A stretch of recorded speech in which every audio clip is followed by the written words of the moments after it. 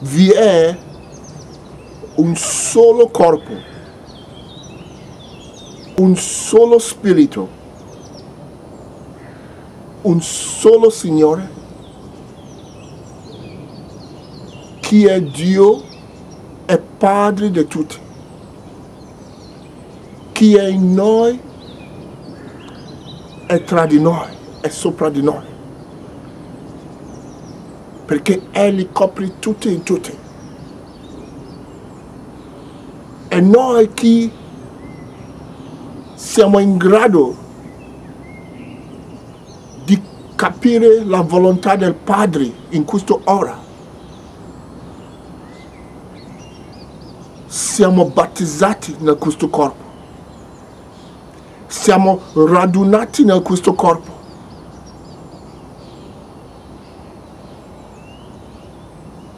Ciò che abbiamo letto, appena letto, nel Efesini capitolo 4, è il, diciamo, sommario di tutto ciò che Gesù intendeva comunicare a noi in questo mondo. Vi è un solo corpo, non due, un solo spirito. E quello corpo, noi formiamo parte di questo corpo. Non esiste una vita, un altro corpo a parte di questo corpo, cioè il corpo del Signore. Per cui Gesù aveva detto che dobbiamo negare noi stessi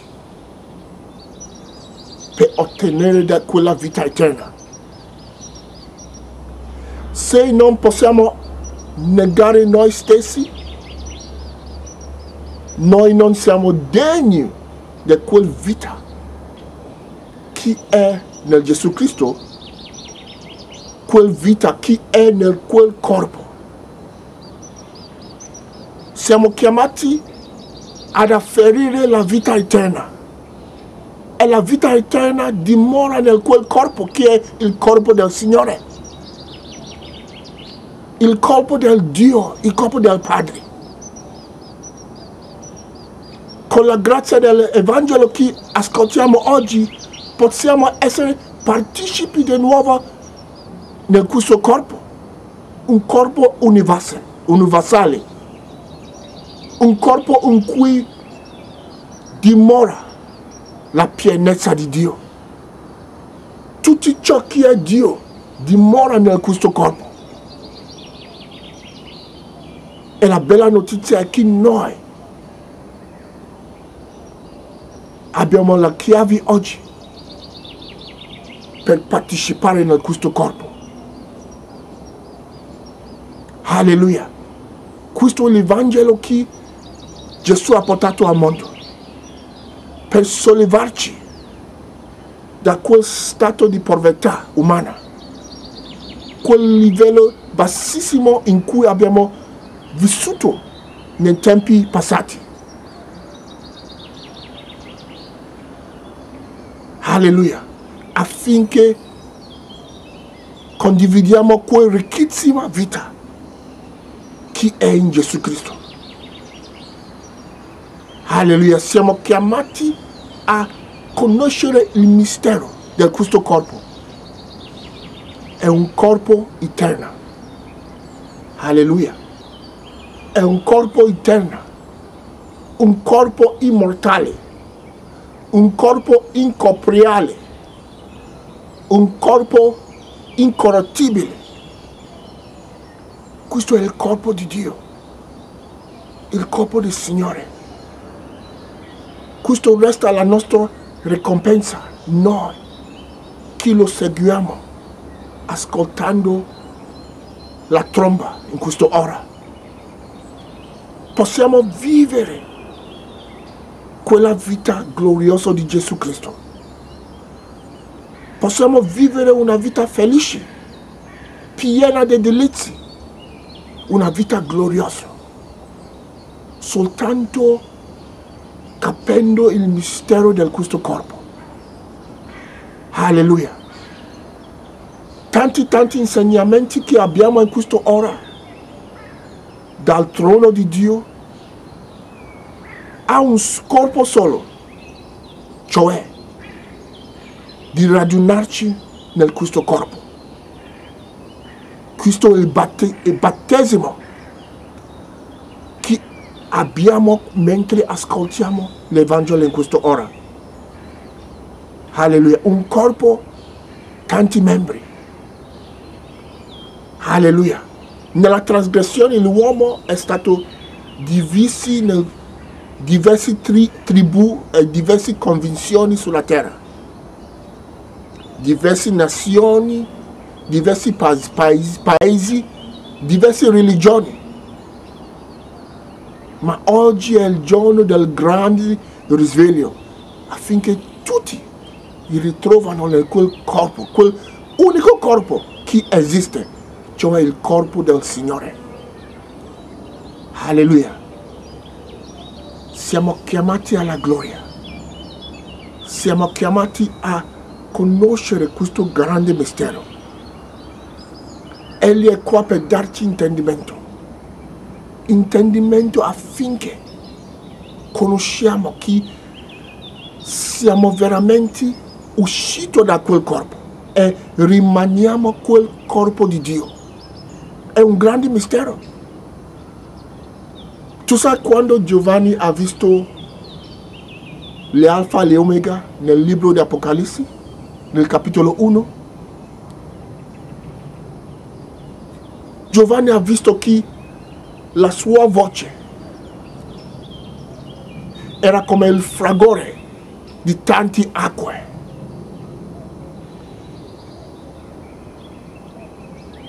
Dio ha usato quelle manifestazioni per mostrarvi un corpo con tanti membri. Alleluia. Un corpo solo, ma tanti membri che sono arrivati all'unità della fede. Tanti membri che parlano con una voce solo, cioè la voce del Signore. Gloria a Dio.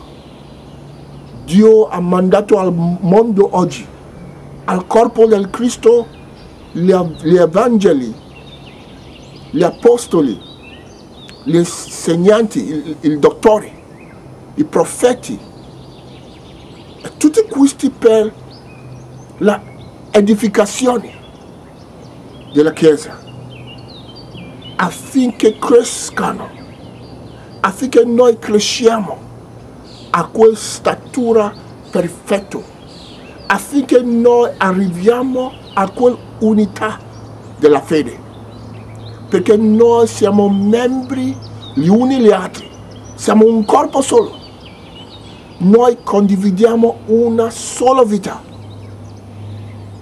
un solo Padre e un solo nome, e noi siamo battezzati in quel nome.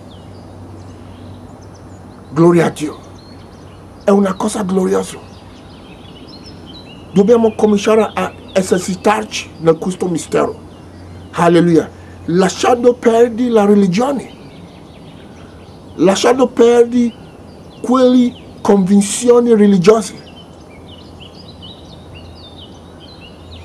che abbiamo ricevuto dagli uomini, ma oggi riceviamo da quella voce che sta arrivando dall'alto oggi, quella voce che sta testimoniando oggi di quel corpo di Gesù Cristo.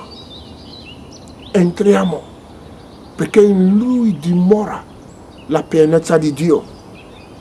Egli deve crescere e noi dobbiamo diminuire. Noi, secondo la carne, dobbiamo diminuire e Cristo in noi cresca. Alleluia. Questa è la volontà di Dio. Chiunque tiene la sua vita terrena non puoi vedere la vita eterna.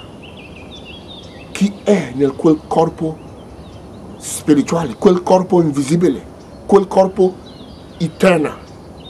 Quando Mosè era su quel monte Sion, tu sai, lui ha visto il corpo del Signore, ma a lui non è stato concesso quella possibilità di vedere la faccia del Signore.